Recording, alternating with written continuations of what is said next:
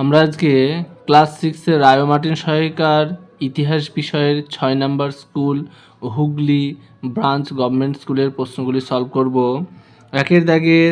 একের প্রশ্ন, ভারতীয় উপমহাদেশের সবচেয়ে পুরনো পাথরের অস্ত্র পাওয়া গেছে সোয়ান উপত্যকায়।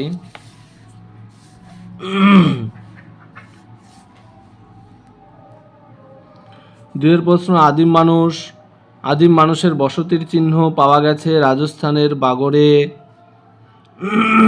আলতামিরা গুহা অবস্থিত স্পেনে। মেহেরগড় সভ্যতা আবিষ্কৃত হয় 1974 সালে। হরপ্পা নগরী আবিষ্কৃত হয় 1921 সালে। মহেঞ্জোদারো নগরী আবিষ্কৃত হয় 1922 সালে। দক্ষ মানুষের বৈজ্ঞানিক নাম হচ্ছে হোমো হাবিলিস। বুদ্ধিমান মানুষের বৈজ্ঞানিক নাম হোমো স্যাপিয়েন্স। 3 প্রশ্ন হচ্ছে, হরপ্পা কোন যুগের সভ্যতা? হরপ্পা হলো তাম্রবন যুগের সভ্যতা। 4 প্রশ্ন হচ্ছে, হরপ্পা সভ্যতার একটি বন্দর নগরী লোথাল। 1 প্রশ্ন হচ্ছে, এফ কাদের বলে? এটা টেক্সট বইয়ের 17 নম্বর পৃষ্ঠায় আছে। এই যে এফ হচ্ছে লক্ষ লক্ষ বছর আগে পৃথিবীর স্থলভাগ ছিল ঘন জঙ্গলে ঢাকা। আফ্রিকা মহাদেশের পূর্ব অংশেও ঘন জঙ্গল ছিল। সেখানে এক ধরনের বড় বানর ছিল, তাদের লেজ ছিল না, এদের এফ বলা হয়। 2 প্রশ্ন, আলতামিরা কেন বিখ্যাত? এটা আছে টেক্সট বইয়ের 22 নম্বর পৃষ্ঠায়।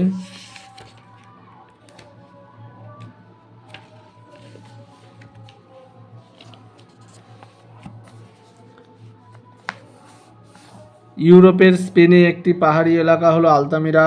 সেখানে কয়েকটি প্রাচীন গুহার খোঁজ পাওয়া যায়। সেখানে এক প্রত্নতাত্ত্বিক তার ছোট মেয়েকে নিয়ে গুহাগুলি দেখতে গিয়েছিলেন। তার হাতে ছিল একটা আলো। হঠাৎ মেয়েটি চিৎকার করে উঠলো টেরাটোর, অর্থাৎ সার। মানে এটা আলতামিরা হচ্ছে ইউরোপের স্পেনে একটা পাহাড়ি এলাকা। সেখানে প্রাচীন যুগের বিভিন্ন গুহার খোঁজ পাওয়া গিয়েছে এবং সেটা মানে গুহা চিত্রের জন্য বিখ্যাত। 3 প্রশ্ন হচ্ছে, সিটাডেল কি? এটা আছে 35 নম্বর পৃষ্ঠায় টেক্সট বইয়ের। সিটাডেল হরপ্পার নগরগুলিতে বসতি অঞ্চল দুটি স্পষ্ট আলাদা এলাকায় ভাগ করা ছিল। শহরের একটি উঁচু এলাকা থাকতো, প্রত্নতাত্ত্বিকরা তাকে বলেন সিটাডেল। এই এলাকাটি একটা বানানো ঢিপির ওপর অবস্থিত ছিল।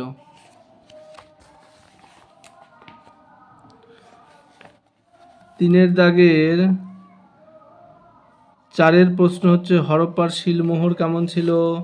শিলমোহর এটা আছে 39 নম্বর পৃষ্ঠায়। এই যে হরপ্পা সভ্যতার হচ্ছে শিলমোহর। হরপ্পা সভ্যতার প্রত্নতাত্ত্বিকরা অনেক শিলমোহর পেয়েছেন। শিলমোহরগুলিতে নানা লিপি ও প্রতীক চিহ্ন খোদাই করা হতো। বেশিরভাগ হরপ্পীয় শিলমোহর এক ধরনের নরম পাথর কেটে তৈরি। বেশিরভাগ শিলমোহরে একটা উল্টো নকশা খোদাই করা হতো। নকশাটি সাধারণত কোনো না কোনো জীবজন্তুর, তার সঙ্গে এক সারি লিপি খোদাই করা থাকতো। শিলগুলো বানানোর পরে সেগুলোতে এক রকমের সাদা জিনিস মাখানো হতো, তারপরে সেগুলি পোড়ানো হতো। বেশিরভাগ শিলমোহরে এক সিংহওয়ালা একটি কল্পিত প্রাণীর ছাপ দেখা যায়। সিংহওয়ালা মানুষ, ষাঁড়, গাছ ও জ্যামিতিক নকশা খোদাই করা শিলমোহর পাওয়া গেছে। শিলমোহরগুলি থেকে হরপ্পার অর্থনীতি, ধর্মবিশ্বাস বিষয়ে অনেক কিছু জানা যায়। তারপরে 1 প্রশ্ন, পুরাতন, মাঝের ও নতুন পাথরের যুগের সময়সীমা লেখো। 3টের সময়সীমা এটা হচ্ছে পৃষ্ঠা নাম্বার 19 নম্বর পৃষ্ঠায়। এই যে পুরনো পাথরের যুগের সময়কাল আনুমানিক খ্রিস্টপূর্ব 20 লক্ষ বছর থেকে খ্রিস্টপূর্ব 10,000 বছর। মাঝের পাথরের যুগের সময়কাল আনুমানিক খ্রিস্টপূর্ব 10,000 থেকে খ্রিস্টপূর্ব 8,000 বছর। নতুন পাথরের যুগের সময়কাল আনুমানিক খ্রিস্টপূর্ব 8,000 থেকে খ্রিস্টপূর্ব 4,000 বছর।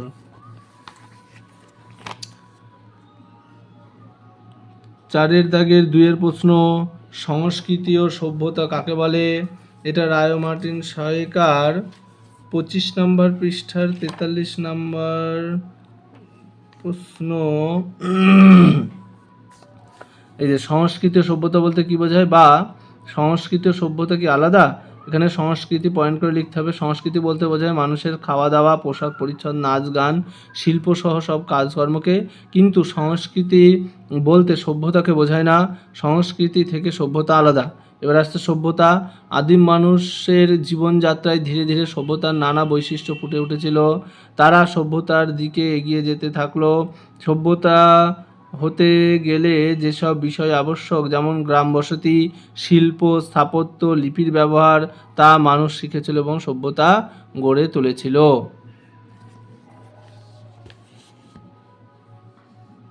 4-এর দাগের 3-এর প্রশ্ন, মেহেরগড় সভ্যতার সময়সীমা কি ছিল?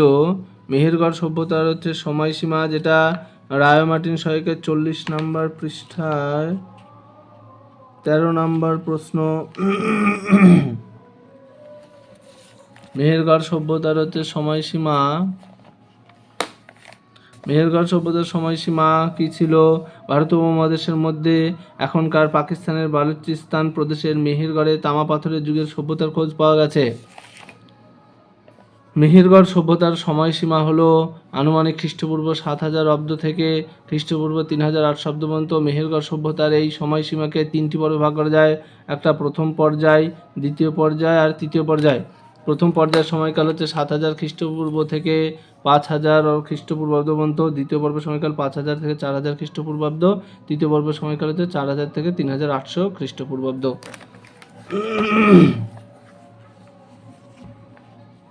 এটা টেক্সট বইয়ে 31 নাম্বার পৃষ্ঠায় আছে।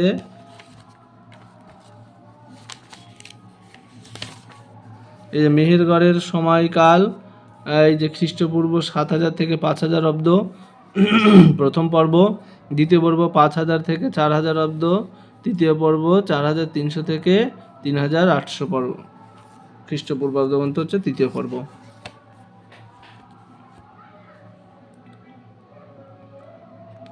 4-এর দাগে 4-এর প্রশ্ন, হরপ্পা সভ্যতা কিভাবে ধ্বংস হয়েছিল?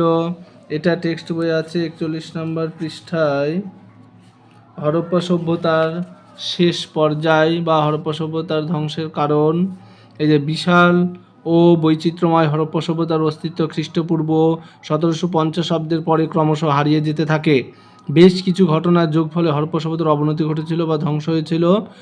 মহেঞ্জোদারো নগরের বিরাট পাঁচিলটি বেশ কয়েকবার নষ্ট হয়েছিল। পাঁচিলটিতে একই জায়গায় অনেকবার মেরামতির ছাপ দেখা যায়। সিন্ধু নদের বন্যায় মহেঞ্জোদারোর ক্ষতি হয়েছিল বলে মনে হয়। খ্রিস্টপূর্ব 2200 অব্দ নাগাদ থেকে এশিয়া মহাদেশের অনেক জায়গাতে বৃষ্টিপাত কমতে থাকে, ফলে শুষ্ক জলবায়ু দেখা যায়। তার জন্য কৃষিকাজ সমস্যার মুখে পড়েছিল। হরপ্পা সভ্যতার কৃষি ব্যবস্থা এই সমস্যার আওতায় পড়েছিল বলে মনে হয়। তাছাড়া ইট পোড়ানোর জন্য চুল্লির জ্বালানি হিসেবে কাঠের ব্যবহার হতো। গাছ কেটেই ওই কাঠ পাওয়া যেত বলে মনে হয়। ব্যাপকভাবে গাছ কাটার ফলে বৃষ্টিপাতের পরিমাণ কমে গিয়েছিল। আনুমানিক খ্রিস্টপূর্ব 1900 অব্দের পরের দিকে মেসোপটেমিয়ার সঙ্গে হরপ্পার বাণিজ্যের ভাটা পড়ে। এটা হচ্ছে বাণিজ্যিক কারণ। এটা হচ্ছে এর আগে যেটা গাছ কাটা, সেটা হচ্ছে মানে আবহাওয়ার পরিবর্তন। এর ফলে সভ্যতার অর্থনৈতিক সমস্যায় পড়েছিল বলে মনে হয়। এই সব সমস্যাগুলি থেকে বেরোনোর পর হরপ্পা সভ্যতার মানুষরা বের করতে পারেনি, ফলে এই সভ্যতা ধ্বংসপ্রাপ্ত হয়। হরপ্পা সভ্যতা ধ্বংস, এটা রায় মার্টিন সহায়িকার 43 নম্বর পৃষ্ঠার 57 নম্বর প্রশ্নে আছে। 43 নম্বর পৃষ্ঠার 48 নম্বর পৃষ্ঠার 17 নম্বর প্রশ্ন।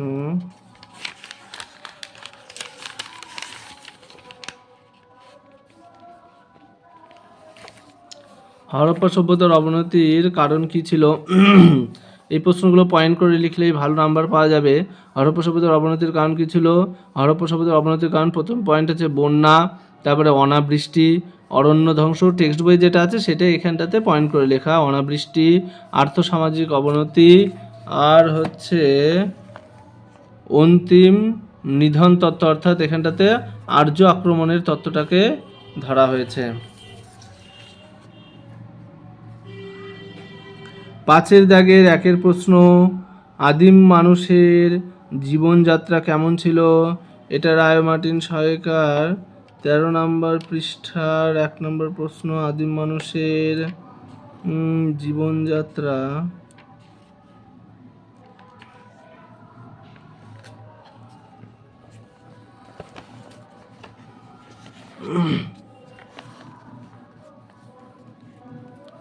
আদিম মানুষের জীবনযাত্রা কেমন ছিল? এখানটাতে ভূমিকা লিখতে হবে, তারপরে বাসস্থান, খাদ্য, বিপদসংকুল জীবন, অসহায়তা। মানে আদিম যুগে মানুষের জীবনযাত্রা খুবই কষ্টের মধ্যে দিয়ে অতিবাহিত হতো এবং কর্মপ্রচেষ্টা, শেষ পয়েন্ট হচ্ছে কর্মপ্রচেষ্টা এবং লাস্টে উপসংহার, এইটা লিখতে হবে। 5-এর দাগে 2-এর প্রশ্ন, ভারতীয় উপমহাদেশে পাথরের যুগ কেমন ছিল? এটা রায় মার্টিন সহায়িকার 14 এবং 15 নম্বর পৃষ্ঠা 2, 4, 5 হচ্ছে রায় মার্টিন পৃষ্ঠা 14 থেকে 15, প্রশ্ন নাম্বার 2, 4, 5। এইটা আদিম মানুষ ভারতীয় উপমহাদেশে পাথরের যুগ বলেছে। পাথরের যুগ মানে তোমাকে পুরনো পাথর, মাঝের পাথর, নতুন পাথরের যুগের জীবনযাত্রা ছোট ছোট করে হচ্ছে লিখতে হবে। 2-এর হচ্ছে ভারতীয় উপমহাদেশে পুরনো পাথরের যুগে মানুষের জীবনযাত্রা কেমন ছিল? এই যে হাতিয়ারের ব্যবহার, খাবার জোগাড় করা, বাসস্থান। তারপরে হচ্ছে মাঝের পাথরের যুগে এই যে মাঝের পাথরের যুগে হাতিয়ার কেমন ছিল? খাবার, মাটির পাত্র তৈরি, বাসস্থান।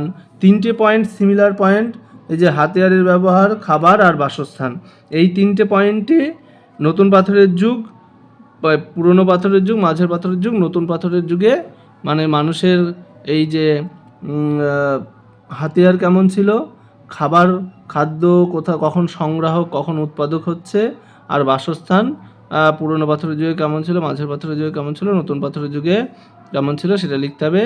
আর হচ্ছে যে নতুন পাথরের যুগে চাকার আবিষ্কার হচ্ছে, এখানেও হাতিয়ার আছে, জীবিকা আছে, সমাজ, এগুলো লিখতে হবে। 5-এর দাগের 3-এর প্রশ্ন, হরপ্পা সভ্যতার নগর পরিকল্পনা কেমন ছিল? এটা হচ্ছে টেক্সট বই 35 নম্বর পৃষ্ঠায় আছে নগর পরিকল্পনা।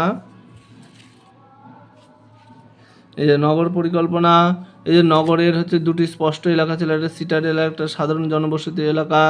তারপরে সিটাডেল কেমন ছিল? তারপরে হরপ্পা সভ্যতায় খাদ্য শস্য মজুত রাখার জন্য 2টো বড় জায়গা ছিল। তারপরে হরপ্পা সভ্যতার স্নানাগার, মহেঞ্জোদারো স্নানাগার, তারপরে হচ্ছে শৌচাগার, স্নানাগার, এগুলো লিখতে হবে। তারপরে রাস্তাঘাট, তারপরে ওই চাষবাস যেগুলো, ওগুলো না লিখলেও হবে। মেন হচ্ছে নগর পরিকল্পনায় 2টো বসতি এলাকা উল্লেখ করতে হবে। তারপরে রাস্তাঘাট, শৌচাগার, স্নানাগার, ড্রেনেজ সিস্টেম মানে যে জল নিকাশি ব্যবস্থা, এগুলো লিখতেই হবে নগর পরিকল্পনায়। আর বাড়িঘর যেগুলো কেমন ছিল। হরপ্পা সভ্যতার নগর পরিকল্পনা, এটা রায় মার্টিন সহায়িকার 36 নম্বর পৃষ্ঠার 4 নম্বর প্রশ্নে সুন্দর করে দেওয়া আছে। হরপ্পা সভ্যতার নগর পরিকল্পনা পয়েন্ট করে সুন্দর করে দেওয়া আছে।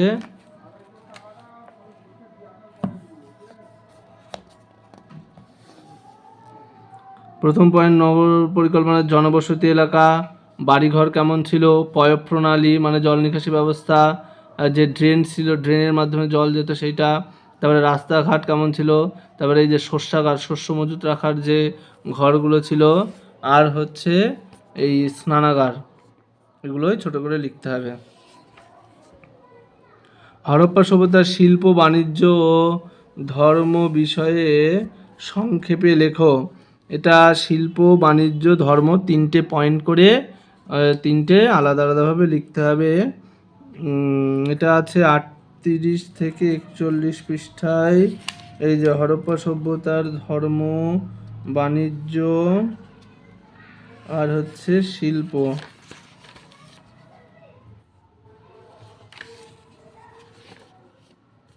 এই যে প্রথমে আছে হচ্ছে শিল্প, এই যে কারিগরি শিল্প, হরপ্পা সভ্যতার শিল্প, এখানটাতে কিসের শিল্প, যে মাটির পাত্র বানানোর যে শিল্পটা ছিল, লাল মাটির পাত্র, তারপরে ইট বানানোর শিল্প, তারপরে হচ্ছে আসছে যেটা পাথর ও ধাতুর ভাস্কর্যের নমুনাও পাওয়া গেছে। আর তারপর আসছে হরপ্পা সভ্যতার বাণিজ্য, এগুলো নিজের মতন করে ছোট করে লিখতে হবে।